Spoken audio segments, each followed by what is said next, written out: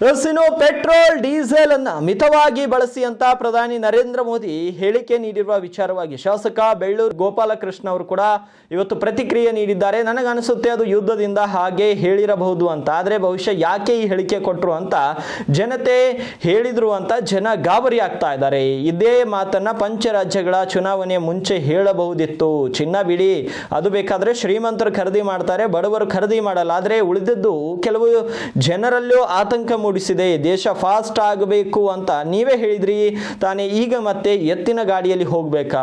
ಚಿನ್ನ ಬೆಳ್ಳಿ ವ್ಯಾಪಾರಸ್ಥರೇ ಇದೀಗ ಹೇಳಿದ್ದಾರೆ, ನೀವು ಈ ತರ ಮಾಡಿದ್ರೆ ಅನೇಕ ಉದ್ಯೋಗ ಹೋಗುತ್ತೆ ಅಂತ, ಹಾಗೆ ಸಮಸ್ಯೆಗಳು ಬರುತ್ತೆ, ಅದನ್ನ ನಿಭಾಯಿಸುವಂತ ಕೆಲಸ ಮಾಡಬೇಕು ಅಂತ ಅವರು ಹೇಳಿರುವಂಥದ್ದು. ಸರ್, ಈಗ ಮೋದಿ ಅವರು ಒಂದು ಕರೆ ಕೊಟ್ಟಿದ್ದಾರೆ ಸರ್, ಚಿನ್ನ ಖರೀದಿ ಎಲ್ಲಾನು ಕಡಿಮೆ ಮಾಡಿ ಪೆಟ್ರೋಲ್ ಡೀಸೆಲ್ ಬಳಕೆ ಮಿತವಾಗಿ ಬಳಸಿ ಅಂತ ಕರೆ ಕೊಟ್ಟಿದ್ದಾರೆ ಸರ್. ಬಹುಶಃ ಮುಂದಿನ ಯುದ್ಧದ ಭೀತಿ ಬಂದಿರ್ಬೋದು ಅಂತ ನನಗೆ ಅನ್ನಿಸ್ತದೆ. ಒಂದು ಬಹುಶಃ ಯಾಕೆ ಈ ಥರದ ಹೇಳಿಕೆಗಳನ್ನು ಈ ರಾಷ್ಟ್ರದ ಪ್ರಧಾನಿಯವರು ಕೊಟ್ಟರು ಅನ್ನೋದು ಬಹುಶಃ ಈ ರಾಜ್ಯದ ದೇಶದ ಜನರಿಗೆ ಗಾಬರಿಯಾಗ್ಯಾರ. ಚಿನ್ನ ಖರೀದಿ ಯಾಕೆ ಮಾಡಬಾರ್ದು ಅಂತ ಹೇಳಿದರು, ಅಥವಾ ಪೆಟ್ರೋಲ್ ಡೀಸೆಲ್ ಯಾಕೆ ಇದು ಮಾಡಬಾರ್ದು ಅನ್ನೋದು ಬಹುಶಃ ಇದೇ ಮಾತನ್ನು ನೀವು ಚುನಾವಣೆ ಪೂರ್ವದಲ್ಲಿ ಹೇಳಬೇಕು. ಪಂಚರಾಜ್ಯದ ಚುನಾವಣೆ ಪೂರ್ವದಲ್ಲಿ ಹೇಳಿಕೆ ಕೊಟ್ಟಿದ್ದರೆ ಅದು ಚೆನ್ನಾಗಿರುತ್ತೆ. ಚುನಾವಣೆ ಎಲ್ಲ ಮುಗಿದ ಮೇಲೆ ಈ ಥರ ಹೇಳಿಕೆ ಕೊಟ್ಟಿರೋದು ಜನರಲ್ಲೇ ಸ್ವಲ್ಪ ಗಾಬರಿಯಾಗಿದೆ. ಯಾಕಂದರೆ ಮುಂದೆ ಏನು ಪೆಟ್ರೋಲು ಅಥವಾ ಗ್ಯಾಸ್ ಇವೆಲ್ಲ ಸಿಗುತ್ತೋ ಇಲ್ಲ ಅನ್ನೋದು ಭಯದೇ ಇದೆ. ಚಿನ್ನ ಬಿಡಿ, ಚಿನ್ನ ಅದೆಲ್ಲ ಶ್ರೀಮಂತರು ಬೇರೆಯವ್ರು ಖರೀದಿ ಮಾಡ್ಬೋದು, ಬಡವರು ಯಾರು ಖರೀದಿ ಮಾಡಲ್ಲ, ಅದು ಬಿಟ್ಟು ಬರ್ತದೆ. ಆ ಉಳಿಕೆದು ಏನಾಗ್ಬೋದು ಅನ್ನೋದು ಜನರಲ್ಲಿ ಸ್ವಲ್ಪ ಅಂತಕ ಇದೆ ಇವತ್ತು. ಸಾರ್ವಜನಿಕ ವಾಹನಗಳಲ್ಲಿ ಸಾಧ್ಯನಾ ಸರ್ ಅದು? ಹೇಗಾಗತ್ತೆ ಈ ದೇಶದಲ್ಲಿ? ನೀವೇ ಹೈಟೆಕ್ ಮಾಡಬೇಕು, ಜನರು ಫಾಸ್ಟ್ ಆಗಬೇಕು, ದೇಶ ಫಾಸ್ಟ್ ಆಗಬೇಕು, ದೇಶ ಮಾದರಿ ಆಗಬೇಕು ಅಂತ ಹೇಳಿದ್ರೆ ನೀವಲ್ವಾ? ನೀವು ಹೇಳಿಕೆ ಕೊಟ್ಟು ಈಗ ಬೇಡ ಹಂಗೆ ಮಾಡಬೇಡಿ ಮತ್ತೆ ಎತ್ತಿನ ಗಾಡಿಗೆ ಹೋಗಿ ಅಂತೀರಾ? ಎತ್ತಿನ ಗಾಡಿಯಲ್ಲಿ ಹೋಗಿ ಅನ್ನೋದು ಏನಾದ್ರು ಶಬ್ದ ಬರೋ ಥರ ಇದೆ ಅವರಿಗೆ. ಅದರಿಂದ ದೇಶದ ಪ್ರಧಾನಿ ಮಂತ್ರಿಗಳು ಹೇಳೋದ್ರಿಂದ ಸ್ವಲ್ಪ ಜನರಲ್ಲಿ ಗೊಂದಲ ಸೃಷ್ಟಿಯಾಗ್ತದೆ. ಚಿನ್ನ ಬಳಿ ಇವರು ವ್ಯಾಪಾರಸ್ಥರು ಹೇಳಿದಾರಲ್ಲ, ನೀವೇನಾದ್ರು ಆ ಥರ ಮಾಡಿದರೆ ದೇಶದಲ್ಲಿ ಎಷ್ಟೋ ಜನರಿಗೆ ಉದ್ಯೋಗ ಕಡಿತ ಆಗುತ್ತೆ, ಉದ್ಯೋಗ ತೊಂದರೆ ಆಗುತ್ತೆ, ಅವ್ರ ಜೀವನಕ್ಕೆ ಕಷ್ಟ ಆಗುತ್ತೆ ಅಂತ ಅವ್ರು ಹೇಳಿದ್ದಾರೆ. ಹಾಗೆ ಸಮಸ್ಯೆಗಳು ಬರ್ತದೆ, ಅದನ್ನು ಇಲ್ಲ ಮುಂದೆ ಅದನ್ನು ನಿಭಾಯಿಸುವಂಥ ಕೆಲಸ ಅವ್ರು ಮಾಡಬೇಕನ್ನೋ ನನ್ನ ಉದ್ದೇಶ. ಈಗ ನೀವು ಇಷ್ಟೊಂದು ಟೀಕೆ ಮಾಡ್ತಿದ್ದೀರಿ, ಹಿಂದೆ ಇಂದಿರಾ ಗಾಂಧಿ ಅವರು, ಪಿ ಚಿದಂಬರಂ ಅವರು ಕೂಡ ಇಂಥದ್ದೇ ಸ್ಟೇಟ್ಮೆಂಟ್ಸ್ ಅನ್ನ ಕೊಟ್ಟಿದ್ರು. ಆ ವಿಡಿಯೋಗಳನ್ನು ಇಟ್ಕೊಂಡು ಈಗ ಬಿಜೆಪಿ ಅವರು ನಿಮಗೆ ಕೌಂಟರ್ ಮಾಡ್ತಿದ್ದಾರೆ ಸರಿ. ಆ ಕಾಲದ ಇದು ಬೇರೆ, ಇವತ್ತಿನ ವಿಶ್ವಗುರು ಅಂತ ಹೇಳ್ಕೊಂಡಿರುವಂಥ ನಿಮ್ಮ ಕಾಲನೇ ಬೇರೆ ಅಲ್ಲ ಸರ್. ನೀವೇ ಹೇಳಿದ್ದಲ್ಲ ವಿಶ್ವಗುರು ಅಂತ ಹೇಳಿದ್ದು ನಾವಲ್ಲಲ್ಲ.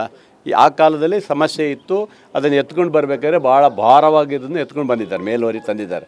ಈಗ ಈ ವಿಶ್ವಗುರು ಆದಂಥ ನೀವು ಇಲ್ಲ, ನೀವು ಹಿಂಗೆ ಮಾಡಿ, ಇಷ್ಟೇ ಊಟ ಮಾಡಿ, ಇಷ್ಟೇ ತಿನ್ನಿ, ಇಷ್ಟೇ ಮಾಡಿ ಅಂತ ಹೇಳಿದರೆ ಇದು ಅರ್ಥ ನನಗೆ ಅರ್ಥ ಇಲ್ಲ ನಮಗೆ. ಹಾಗಾದ್ರೆ ನಾವು ಏನು ಮಾಡ್ಬೇಕಂತ ಮುಂದಿನ ದಿನ ಏನು ಹಾಗಾದ್ರೆ ಪ್ರಗತಿ ಯಾಕೆ ಸಾಧನೆ ಮಾಡ್ತೀರಿ? ನೀವು ಗಾಡಿಯಲ್ಲಿ ಓಡಾಡಬೇಡ್ರಿ, ಅಲ್ಲಿ ಹೋಗಬೇಡಿ, ಇಲ್ಲಿ ಹೋಗಬೇಡಿ ಅಂತ ಹೇಳಿದರೆ ನೀನೇನು ಪ್ರಗತಿ ಸಾಧನೆ ಮಾಡೋಕ್ಕಾಗತ್ತೆ ಅಲ್ವಾ? ಇವರೆಲ್ಲ ಹೈಟೆಕ್ ವಿಮಾನ, ಹೈಟೆಕ್ ಇದರಲ್ಲೇ ಓಡಾಡ್ತಾರೆ. ಇಷ್ಟೊಂದು ಖರ್ಚಿದೆ, 8,000 ಚಿಲ್ಲರೆ ಏನೋ ಅವ್ರದ್ದು ವಿಮಾನದ್ದು 8,000 ಕೋಟಿನೇ ವಿಮಾನ ತರಿಸ್ಕೊಂಡಿದ್ದಾರೆ, ಇನ್ನೊಂದು ತರಿಸ್ಕೊಂಡಿದ್ದಾರೆ, ಇವೆಲ್ಲ ಮಾಡಿದ್ದಾರೆ ಅವರು ಮಾತ್ರ ಹೈಟೆಕಲ್ಲಿ ಎಲ್ಲಿ ಬೇಕಾದ್ರೂ ಹೋಗು ಮಾತಾಡ್ಬೋದು. ಸಾರ್ವಜನಿಕರಿಗೆ ಕಡಿವಾಣ ಹಾಕಿದರೆ ಇದು ತಪ್ಪಾಗುತ್ತೆ ನನ್ನ ಅನಿಸಿಕೆ. ಅಲ್ಲ, ಅವರು ಹೋಗಲೇ ಬಿಡಿ, ಪಾಪ ದೇಶದ ಪ್ರಧಾನಿ ಓಡಾಡಲೇಬೇಕಲ್ಲ. ಇಲ್ಲ, ಅವರು ಮಾದರಿ ಆಗಲ್ಲ, ಅವ್ರು ಹೋಗಲೇಬೇಕಾಗುತ್ತೆ. ದೇಶದ ಪ್ರಧಾನಿಗಳು ಹೊರದೇಶಕ್ಕೆ ಇನ್ನೊಂದು ದೇಶಕ್ಕೆ ಹೋಗ್ಬೇಕು, ಅದಕ್ಕೆ ನಾವು ಕಡಿವಾಣ ಹಾಕುವಂಥ ಪ್ರಶ್ನೆ ಇಲ್ಲ.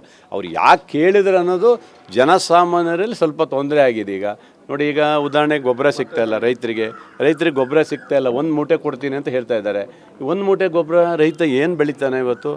ಔಷಧಿ ಸಿಗೋದು ಕಷ್ಟ ಇದೆ, ಗೊಬ್ಬರ ಸಿಗೋದು ಕಷ್ಟ ಇದೆ, ಗ್ಯಾಸು ಹೆಂಗೋ ಆಗೀಗ ಮಾಡಿ ಮೇಂಟೈನ್ ಮಾಡ್ತಾ ಇದ್ದಾರೆ. ಪೆಟ್ರೋಲ್ ಏನು ಮೊನ್ನೆ ರಾಜನಾಥ್ ಹೇಳಿದ್ದಾರೆ, ಇನ್ನು 2 ತಿಂಗಳಿಗೆ ಅವಕಾಶ ಇದೆ, ಮುಂದೆ ಸಿಗೋದಿಲ್ಲ ಅಂತ ಅವರು ಹೆದರಿಸ್ತಾ ಇದ್ದಾರೆ. ಇದು ದೇಶದ ಭದ್ರತೆಗೆ ಏನು ದೃಷ್ಟಿ ತೊಗೊಂಡಿದ್ದಾರೆ ನನಗೆ ಗೊತ್ತಿಲ್ಲ. ಅದನ್ನು ಅವ್ರು ನೋಡ್ಕೊಳ್ಬೇಕು, ಪ್ರಧಾನಮಂತ್ರಿಗಳು ಅವ್ರ ಪಕ್ಷ ನೋಡ್ಕೊಳ್ಬೇಕು. ಸರ್, ನೀವು ಕೂಡ ದೆಹಲಿಗೆ ಹೋಗ್ಬಿಟ್ಟು ಬಂದ್ರಿ, ಸಚಿವ ಸ್ಥಾನ ಬೇಕು ಅನ್ನುವಂಥದ್ದು. ಎಸ್, ಆದರೆ ಏನೋ ಫಲಪ್ರದ ಆಗಲಿಲ್ಲಲ್ಲ ಇಲ್ಲಿವರೆಗೂ ಅಂತ ನೋಡಿ, ನಾವು ಮತ್ತೆ ಹೋಗ್ಬೇಕಂತ ಇತ್ತು.